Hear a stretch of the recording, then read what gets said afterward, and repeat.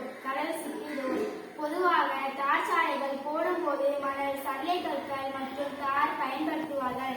இரவில் சாலையின் ஓரங்களில் வாகன ஒளியை பிரதிபலிக்கும் போட்டோலுமினசென்ட் பெயிண்ட் மற்றும் பாஸ்போரசென்ட் பெயிண்ட் பயன்படுத்துவார்கள்.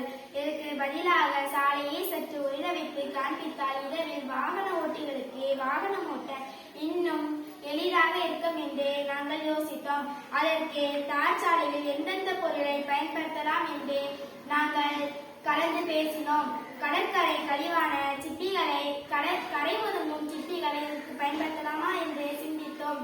எங்கள் குழுவுடன் சேர்ந்து இந்த மாதிரி சாலையை உருவாக்கி உள்ளோம். கடல் சிப்பியை உடைத்து தூளாக்கி மண்ணோடு கலந்து சாலையில் அமைத்தால் ரோட்டோடு வலிமை இன்னும் அதிகமாகும். ஏனென்றால் கடல் சிப்பி கால்சியம் கார்பனேட் உள்ளது.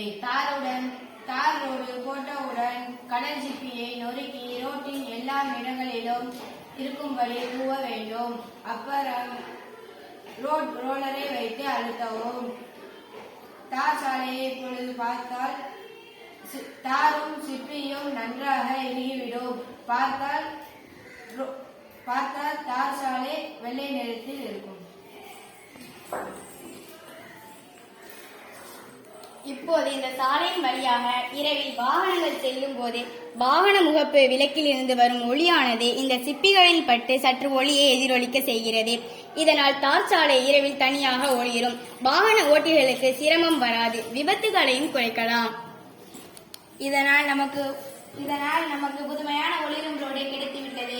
கடற்கரை கழிவுகளை மறுசுழற்சி செய்வது போல பயனுள்ள வகையில் மாறுவதற்காகவும் உள்ளது. இந்த யோசனை பயனுள்ளதாக இருக்கும் என்று நம்புகிறோம். நன்றி, வணக்கம்.